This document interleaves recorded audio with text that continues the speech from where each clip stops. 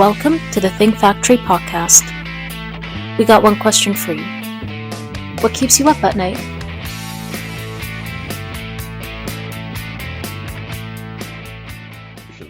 I'm really delighted today to sit with Alan Taheri. He's the CEO of 1Vision in a number of places, including Jackson, Mississippi. And welcome to the podcast, Alan.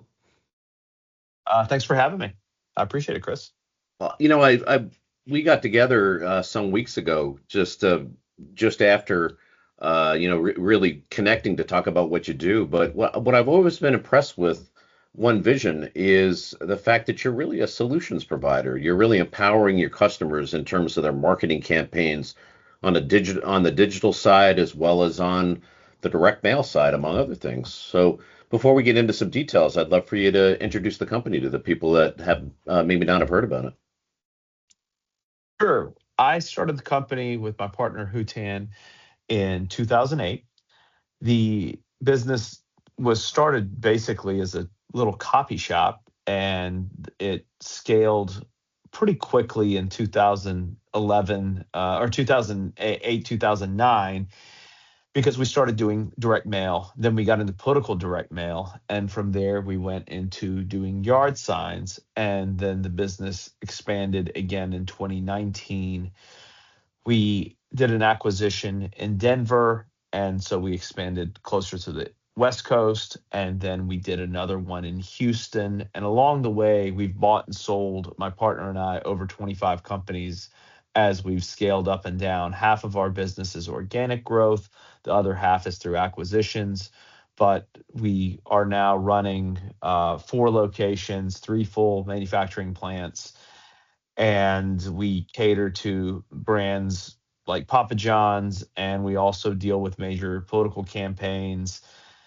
Our business is cyclical at times, but we've fixed a lot of the lumpiness by working with major brands and retailers. And we're going to continue making investments. The business has continued growing. We've grown over double digits and sometimes triple digits year over year. We haven't had a year where we've really gone down, and we're going to keep trying to do the same over the next 10 years and see where it takes us. Well, one thing that's impressive is the growth path even through the financial crisis in 08, 09. Even that didn't slow you down. No, because we didn't know any better. I think that was part of it. When you don't know what's going on, you just kind of put your head down and try to solve problems, and that's what we did. So 08, 09, they weren't great years for anybody, but we still managed to work our way through those. Well, as you know, a lot of folks didn't survive in a lot of different industries, especially yours.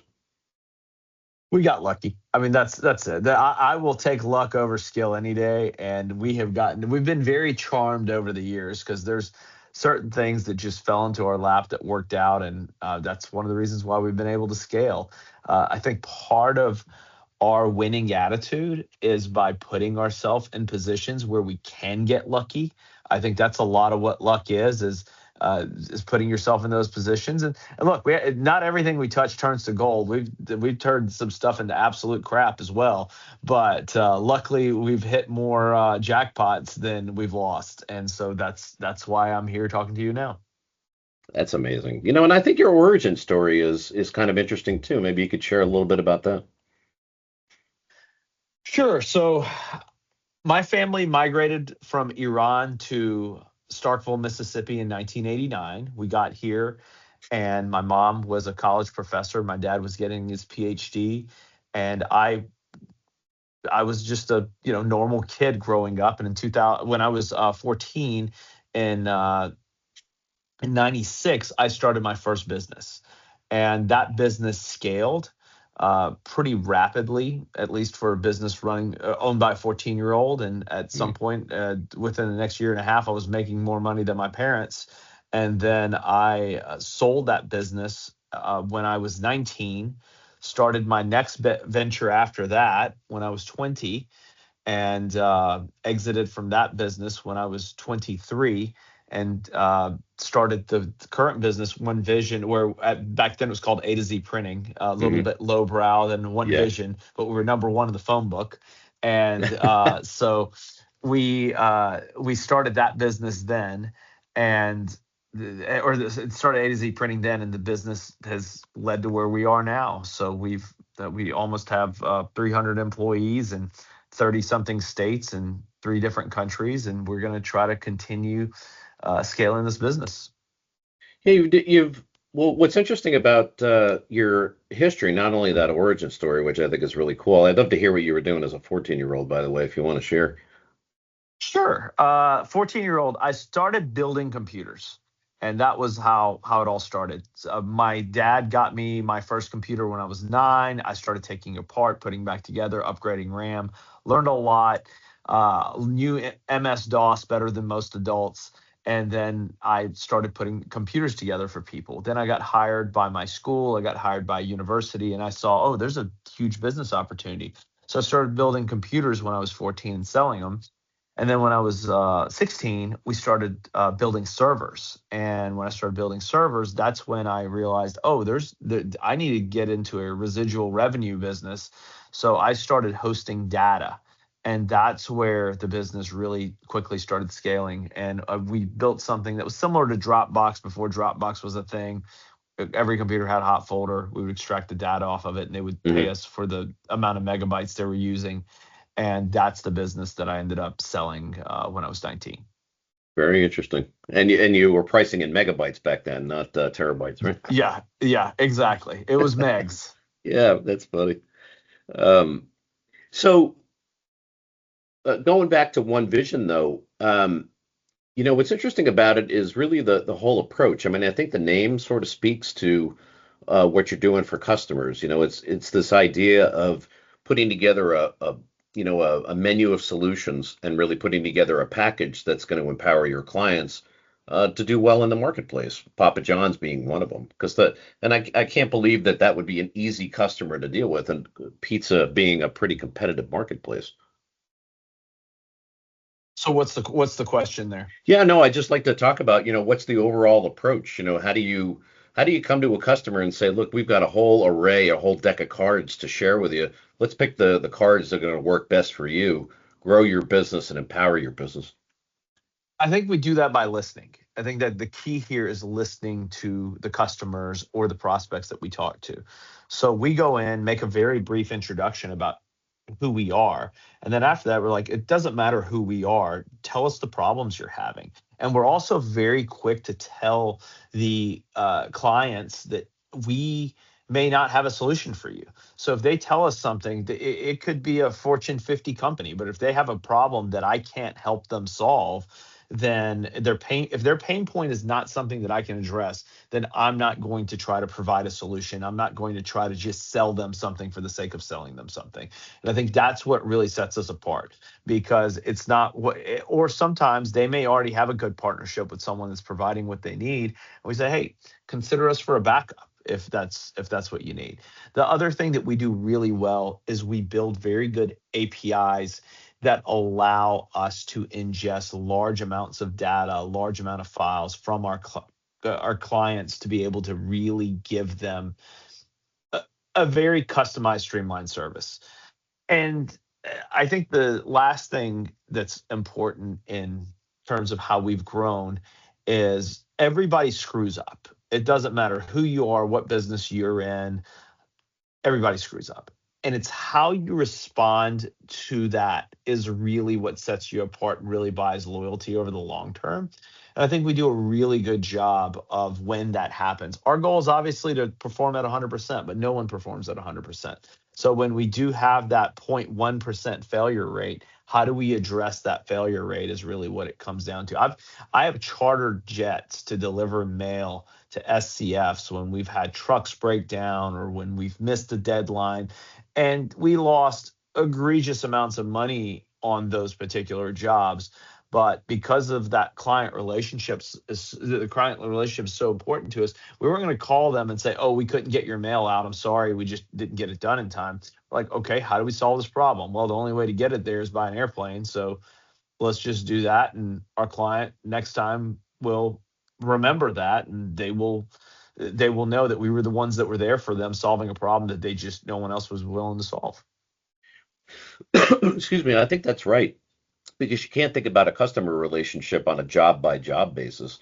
It's really over a long period of time. Hopefully you're going to, fill in the potholes as they erupt. But, I think it's refreshing to actually hear somebody in your position say, hey, we're going to make mistakes, because you don't hear that very often.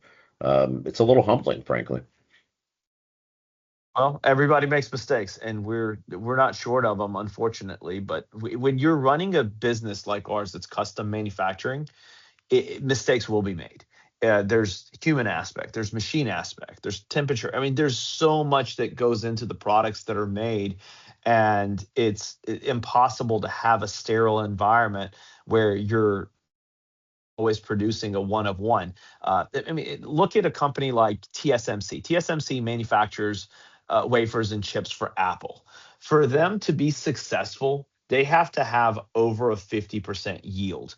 So 50% of the product they manufacture is bad. If you think about that, like that's the core. And when they start a new rollout, less than 10% of it is good. So if you factor in what a massive company, a $1.5 trillion company like TSMC does, where there are mistakes, it's custom. No matter what, we're all doing custom manufacturing, and that is a very hard business to be in.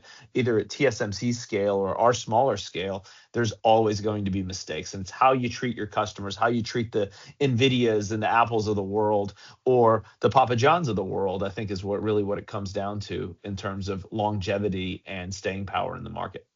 At the end of the day, they all have choices, those big companies, right? So staying in their good graces and not that easy for sure. But I think again, it's refreshing that you hear somebody in your position that admits that there's going to be somewhat of a failure, and then how do we correct it? How do we make the client relationship right? I'd be interested to hear a little bit more about what you're doing on the technology side when it comes to marketing vehicles. How you use technology to supplement the mailed piece, or vice versa, how the mailed piece supplements the electronic side. So a lot of what we do is how do we ingest data, large amounts of data, and how do we make it actionable? So a couple of things that we do well, I believe that, again, our APIs are great. We've got systems built so our clients can, we have one particular client that sends us about 100 to 150 jobs a day. Each one is about 5,000 pieces.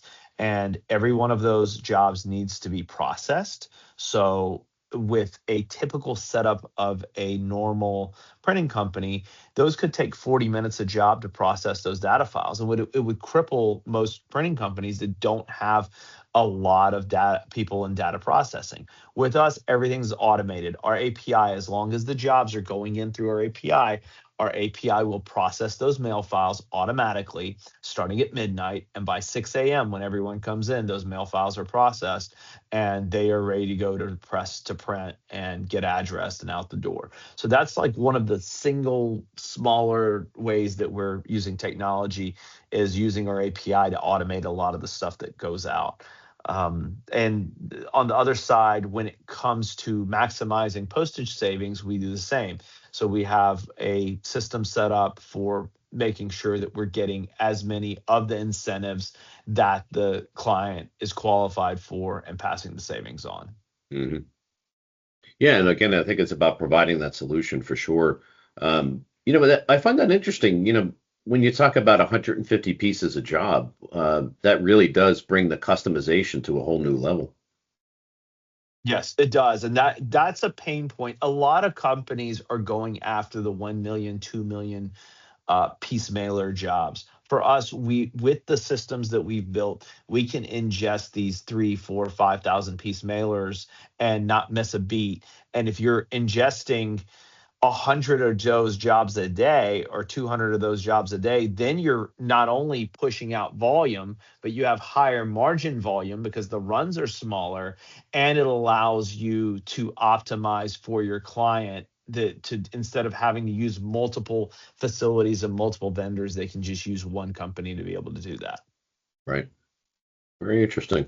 And you have a wide format business as well, where you're doing things outside the mailed area. Yes. Yes, correct. What kind of things are you doing for customers in that regard? So again, companies like Papa John's need window static clings and things like that. So we do pop kit rollouts for other retail customers.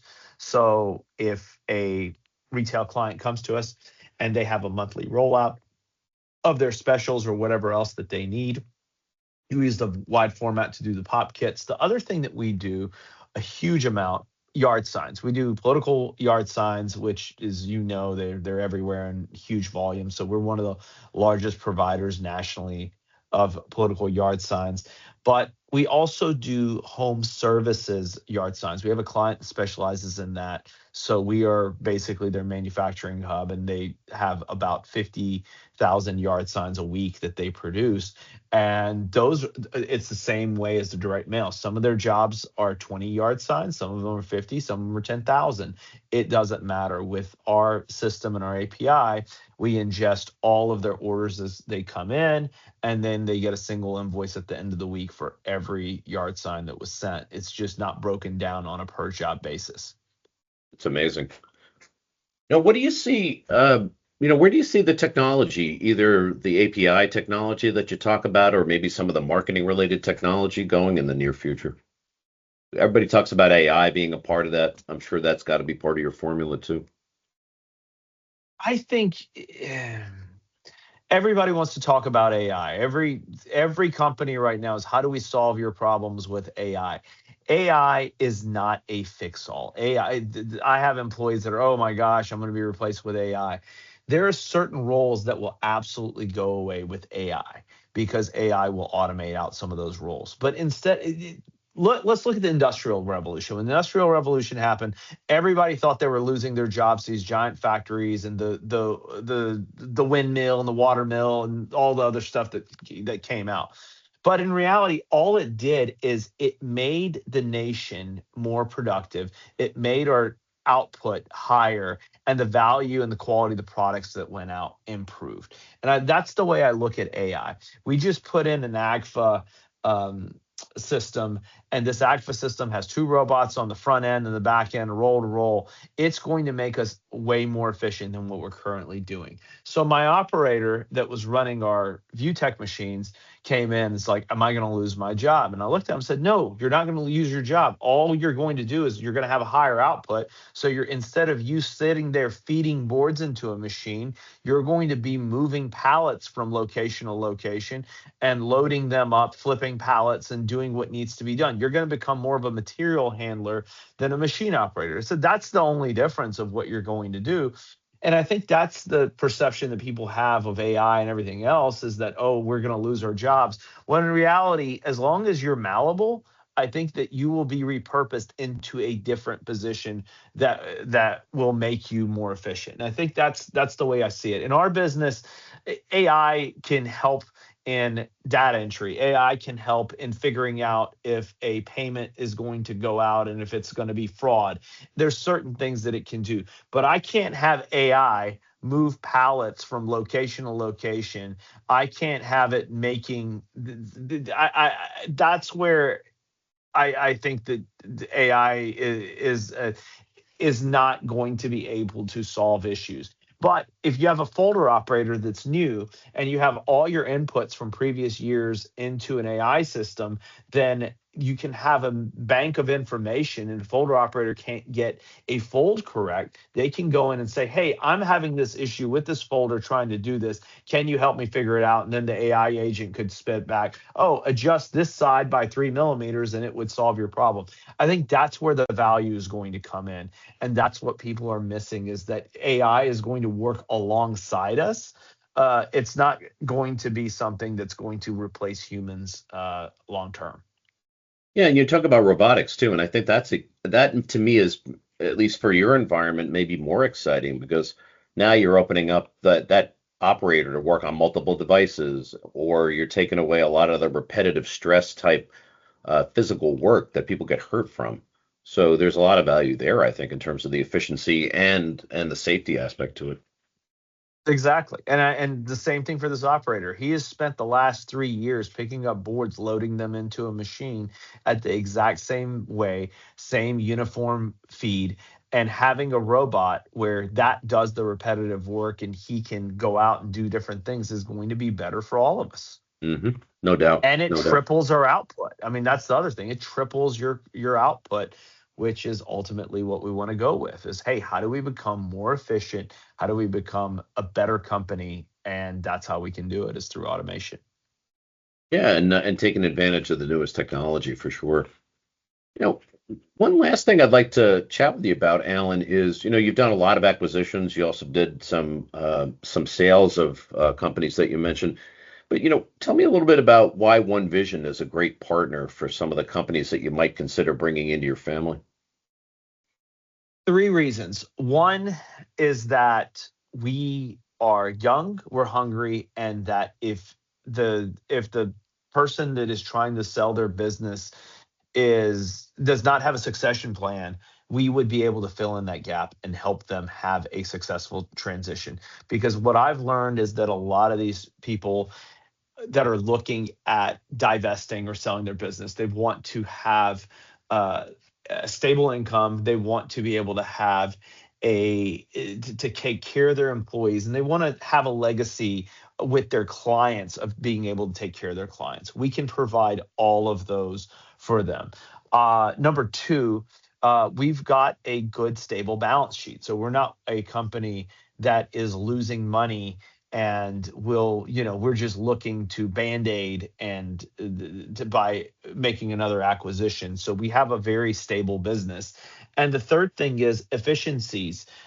If you have a company that is breaking even or even under breaking even, if you take our ability to have a national buying contracts with vendors that are in shipping or paper or ink, and you take our costing model and put it into an underperforming company, we can make that business better. And I think just on the pure partnership standpoint, we will make any company better if they merge with us. Fantastic. As well as, giving you more capabilities potentially, and that synergy, I think, also breeds success. Exactly. And that's part of the technology and the equipment that we have also adds to that. But on the basis of what the business, where the real business value is, it's the fact that we know how to do the acquisitions. We're very good at it, and we have a lot of case studies and a lot of testimonials from companies who we've acquired and former owners that would speak very highly of how we've done our transactions and how we've been successful. Yeah, it's really important, I think, to make that acquisition target and the management feel like they're becoming part of something, right? At least even if it's for a temporary period, rather than just getting sort of cast aside in the wake of the merger. So super important for sure. Exactly. Well, Alan, it was a blast chatting with you for this last half an hour. I'd love to just have you tell people where they can reach you. Yeah. Oh, you can visit us on www-1vision.com. That's our website. Or if you are on LinkedIn, you can just look me up on LinkedIn, Alan Taheri, and just look me up, and I'll be happy to connect. And that's the easiest way to get in touch with me. Fantastic. Well, again, Alan, thanks for sharing. Thanks for introducing us to 1Vision for sure. It was a lot of fun. And this has been Chris Santomassimo speaking with Alan Taheri, the CEO of 1Vision. And we'll see you next time. Sounds great. Thank you, Chris.